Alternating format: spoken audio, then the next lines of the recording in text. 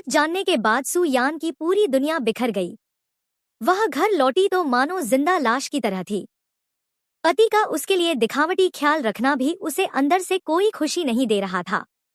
सू यान ने सीधे शेन हाओमिंग से कह दिया कि फांग लेई ने उसे सब सच बता दिया है कि उसका एक नाजायज बच्चा है। उसने सवाल किया कि जब उसे बोलने का हक था तो यह बात उससे क्यों छिपाई गई। सू यान ने यह भी कहा कि जिस काम की वह तैयारी कर रही है, यहाँ तक कि उसके आसपास जो लोग हैं, सब उसके पति द्वारा लगाए गए हैं ताकि उसका करियर और अधिकारों का इस्तेमाल किया जा सके। शेन हाओमिंग गुस्से से भर उठा।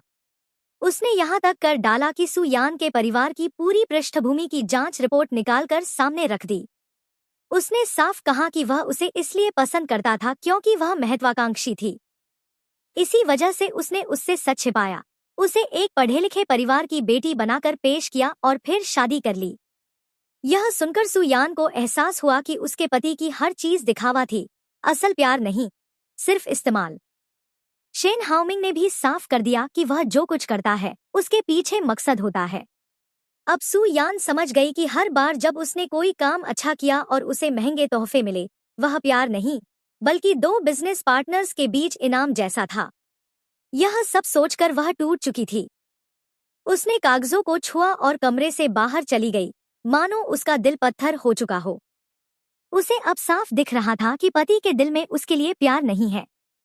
उसने शेन हाओमिंग को देखते हुए कहा कि अगर वह तलाक चाहता है तो वह राजी है। सू यान ने कहा कि वह ऐसे सधी और खाली रिश्ते में अब और सच्ची पत्नी नहीं बनना चाहती। लेकिन जब उसने अपने पति को यह कहते सुना कि उसका न्यूज एंकर वाला पद अभी पक्का नहीं हुआ है और इस बात को धमकी की तरह इस्तेमाल किया, तो वह दंग रह गई। उसे अचानक लगा कि उसकी नौकरी भी बोझ बन चुकी है, जिससे वह छुटकारा चाहती है। रिकॉर्डिंग खत्म करने के बाद जब उसने सुना कि मैनेजमेंट ने उसकी तारीफ की है और उसे आगे भी होस्ट बने रहना है, तब उसे लगा कि शायद पति गलत नहीं कह रहा था। उसकी नौकरी सच में पति के लिए एक सूचना का साधन थी। इस बीच फांग लेई का फोन आया, लेकिन शेन हाओमिंग ने कॉल उठाना ही नहीं चाहा। उस रात सू यान ने खाना बनाया और सिर झुकाकर कहा कि उसने जो बातें छिपाई वह उसके पति से गहरे प्यार के कारण थी। उसने खुद को साबित करने के लिए मेहनत की, लेकिन पति ने कभी उसकी इज्जत नहीं की। यहाँ तक कि जब उसने कहा कि वह उसके नाजायज बच्चे को भी अपनाने के लिए तैयार है, तब भी नहीं। उसने अपने दिल की गहराई से कहा कि वह उससे बहुत प्यार करती है, लेकिन शेन हाओमिंग ने ठंडेपन से कहा, तुम तो बहुत अच्छी अदाकारा हो। यह सुनकर सू यान अंदर तक टूट गई। अब दोनों का रिश्ता सिर्फ ऊपर ऊपर का रह गया। सामने जब शेन हाओमिंग बार बार गहरे प्यार का नाटक करता तो सू यान चुपचाप देखती रहती। उसे लगता कि उसका पति सबके सामने इशारों इशारों में उसी को नीचा दिखा रहा है। शेन हाओमिंग भी उसकी हल्की हल्की नाराजगी को समझता था, लेकिन उसने उसे आदेश की तरह कहा कि अगले दिन चैरिटी गाला में और भी बड़ी मुस्कान के साथ पेश आना। उसी दौरान फांग लेई ने आत्महत्या करने की धमकी दी। शेन हाओमिंग को खबर मिली और वह तुरंत वहां पहुंच गया। उसने मन ही मन सोचा कि फांग लेई ने उसकी पत्नी को सच बताया, इसलिए वह मरने के लायक है। वह वहीं खड़ा होकर देखना चाहता था कि वह सच में कूदती है या नहीं। लेकिन असल में फांग लेई मौत से डर गई और टूटकर रोने लगी, सबको जाने को कह दिया। उधर कियाओ लिन डॉक्टर यू यीमिंग से मिलने गई और देखा कि उस पर मरीज के परिवार वाले चिल्ला रहे हैं। यू यीमिंग के लिए कियाओ लिन ने चुपचाप परिवार से बात की, पैसे देकर मामला शांत किया और खुद को डॉक्टर की प्रेमिका बताया। यू यीमिंग हैरान रह गया, लेकिन बाद में उसने उसे माफ कर दिया। जब अस्पताल ने परिवार को समझाया तो उन्होंने भी मामला समझ लिया। चैरिटी गाला में सू यान और फांग लेई दोनों एक दूसरे के साथ बहुत अच्छे से पेश आईं। यह देखकर शेन हाओमिंग गुस्से से भर गया और फांग लेई को भगा दिया। उसने महसूस किया कि सू यान पूरी तरह बदल चुकी है। वह बस चुप रहा, कुछ नहीं बोला। गाला में सू यान ने उसके पैसे से नीलामी की चीजें बेहिसाब खरीदीं। शेन हाओमिंग ने सामने भीड़ देखकर कुछ नहीं कहा, बस मन ही मन सोचा, अब यह लड़की अपनी असली औकात दिखा रही है। चैरिटी ऑक्शन में सू यान ने सबको पीछे छोड़ते हुए 3 मिलियन में एक चीज खरीदी, जबकि उसकी शुरुआती कीमत सिर्फ 1.6 मिलियन थी। शेन हाओमिंग ने नकली प्यार जताते हुए पूछा, खुश हो, और सुझाव दिया कि वो इसे पहनकर देखे।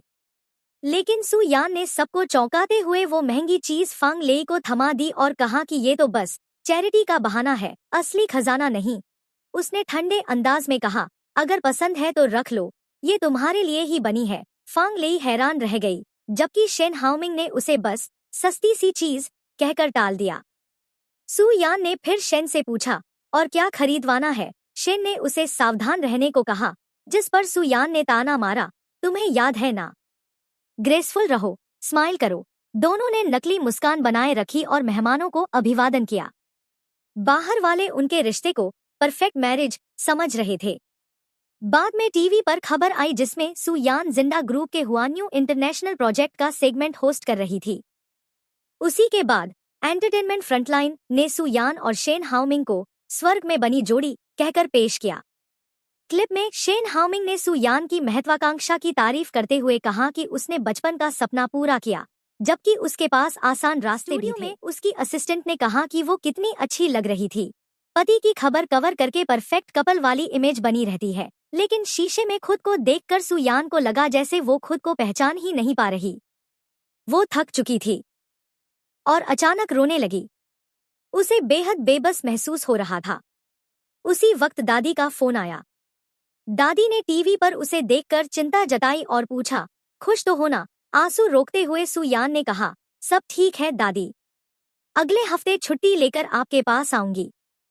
बस आपको बहुत याद कर रही हूँ, घर आना चाहती हूँ। दादी ने मजाक में कहा कि अब उन्हें पड़पोते पड़पोतियों की चाह है। इस पर सू यान चुप हो गई। उस दिन घर लौटकर गलती से उसने ऑस्मैंथस वाइन की बोतल तोड़ दी। ये शेन हाओमिंग का उसे दिया हुआ कीमती तोहफा था। उसका दिल और भारी हो गया। अचानक खबर मिली कि उसकी दादी बेहोश हो गई थी और अस्पताल ले जाई गई। सू यान घबराकर दौड़ी और पता चला कि उन्हें ट्रांजिएंट सेरेब्रल इस्कीमिया हुआ था। हालत अब स्थिर थी। पापा और सौतेली माँ वहां मौजूद थे, लेकिन सू यान ने अकेले दादी के पास रुकने की जिद की। जब दादी होश में आईं, सू यान ने उन्हें पानी दिया। दादी ने महसूस किया कि उनकी पोती अंदर से टूटी हुई है और बोली, जो भी मन की बात है मुझे बता। सू यान ने दादी को शहर ले आने का प्रस्ताव रखा। मैं आपको उपनगर में छोटा सा गार्डन वाला घर दिलाऊंगी। लेकिन दादी ने साफ कहा, मुझे यहाँ गांव का अपना माहौल ही अच्छा लगता है। शहर में मैं खो जाऊंगी। बस तू खुश रह, वही मेरी सबसे बड़ी ख्वाहिश है। दादी की हालत देखकर सू यान को एहसास हुआ कि उसके बनाए हुए झूठ कितने बोझिल हो चुके हैं। उसने तय किया, अब वो शेन हाओमिंग से तलाक लेगी और सारे झूठ खत्म कर देगी। शेन हाओमिंग के असिस्टेंट ने उसे पहले ही चेताया था कि सू यान तलाक वकील से मिल रही है, लेकिन हाओमिंग हंसकर बोला, वो कभी अपनी मेहनत से कमाया सब कुछ छोड़ नहीं सकती। लेकिन हकीकत इसके उलट थी। सू यान ने उसके सारे सामान लौटा दिए और तलाक के पेपर रखकर कहा, चलो तलाक लेते हैं, मैं तुम्हारे पास से एक पैसे तक नहीं ले जाऊंगी। हाओमिंग ने उसे याद दिलाने की कोशिश की कि वो कितनी लग्जरी लाइफ खो देगी, पर सू यान शांति से बोली, ये सब कभी मेरा था ही नहीं और अब मुझे इनकी जरूरत भी नहीं। फिर उसने एक रिकॉर्डिंग चलाकर हाओमिंग को फांग लेई का सच दिखाया। रिकॉर्डिंग में सू यान ने फांग लेई को चेतावनी दी थी, मेरे पति को परेशान करना बंद करो। लेकिन फांग लेई ने घमंड से कहा, मैं तो ये रिश्ता जीत चुकी हूँ, चाहे वो शादीशुदा हो या नहीं। रिकॉर्डिंग सुनाकर सू यान ने हाओमिंग से कहा, 8 तारीख को सुबह 10 बजे सिविल अफेयर्स ब्यूरो में मिलना, मैं अपना सामान ले जाऊंगी। इसके बाद वो अपनी छोटी बहन कियाओ लिन से मिलने गई। मकान मालकिन ने बताया कि कियाओ लिन अब पढ़ाई में ध्यान देने लगी है और विनम्र हो गई है। सू यान ने उनका धन्यवाद किया और बहन को बिना परेशान किए चुपचाप निकल गई। उसने एक पुराना फ्लैट किराए पर लिया, जिसे देखकर लगा जैसे ये जगह उसी का इंतजार कर रही थी। इस बीच शेन हाओमिंग को जब पता चला कि सू यान सचमुच घर छोड़कर जा चुकी है, तो पहली बार उसके अंदर घबराहट उठी। दूसरी तरफ यू यीमिंग, जो अगले हफ्ते की एक बेहद रिस्की सर्जरी के दबाव में था, स्ट्रेस दूर करने के लिए गुब्बारे फोड़ रहा था। कियाओ लिन ने उसे देखा और पार्क ले जाकर हंसाया खिलाया। दोनों ने राइड्स का मजा लिया और जिंगझो 4 बजे सुबह का खूबसूरत नजारा देखा। यीमिंग ने कहा, तुम्हारी वजह से ही मुझे अब हिम्मत मिल रही है। सू यान ने अपने ब्यूटी सैलून की मेंबरशिप कैंसिल करवाई, लेकिन पता चला कि पैसे उसी अकाउंट में वापस जाएंगे जो शेन हाओमिंग के नाम से लिंक था। सिवेई ने लॉ फर्म में जाकर अपनी मां की प्रॉपर्टी प्रोटेक्ट करने की बात की। वहीं उसने सुन लिया कि सू यान तलाक ले रही है। ये खबर जल्दी ही पूरे ऑफिस में फैल गई। सब अफवाहें उछालने लगे कि उसका करियर, प्रमोशन और शो की स्पॉन्सरशिप अब खतरे में है। फांग लेई ने मौके का फायदा उठाकर शेन हाओमिंग के साथ बिजनेस डिनर रखा और कहा कि सू यान उसे सिर्फ पैसे के लिए चाहती थी। उसी वक्त सू यान इंटरव्यू के लिए पहुंची और फांग लेई को हाओमिंग से चिपका देखा। उसने फांग लेई को डांटते हुए कहा, जब तक मेरा तलाक नहीं होता तुम दूसरी औरत हो, और फिर उसे थप्पड़ मार दिया। फांग लेई गुस्से में चिल्लाई, क्यों मारा मुझे? शेन हाओमिंग ने बीच में आते हुए कहा, सू यान सही कह रही है, हमारा अभी तलाक नहीं हुआ और तुम फांग परिवार की बेटी होकर दूसरी औरत कहलाओगी। अब से मुझे परेशान मत करना। ऑफिस में अफवाहें बढ़ी और मैनेजमेंट तक पहुंची। असिस्टेंट ने चिंता जताई कि उसकी प्रमोशन और स्पॉन्सरशिप अब सन सिवेई की टीम को मिल सकती है। लेकिन सू यान ने शांत रहते हुए कहा, ये सब नॉर्मल मैरिटल इश्यूज हैं, कोई बड़ी बात नहीं। थोड़ी देर बाद सन सिवेई ने सीधे उसे ताना मारा, तुम सिर्फ हाओमिंग की वजह से यहाँ तक पहुंची हो। असली टैलेंट तुम्हारे पास नहीं है। तुम्हारी पोजीशन अब रहने वाली है। सू यान ने कोई जवाब नहीं दिया। तभी डायरेक्टर का फोन आया। उसे अनजान कॉल से टिप मिली थी कि सू यान ने अपनी फैमिली बैकग्राउंड फर्जी बताई है। सू यान ने बिना झिझक कहा, सर, मैं रिजाइन कर दूंगी। डायरेक्टर ने पूछा, शादी की वजह से? सू यान बोली, नहीं, इसका पति से कोई लेना देना नहीं, मैं बस थक चुकी हूं। उसने सोचा, सालों की मेहनत, शोहरत, सब कुछ बस एक मायावी सपना था।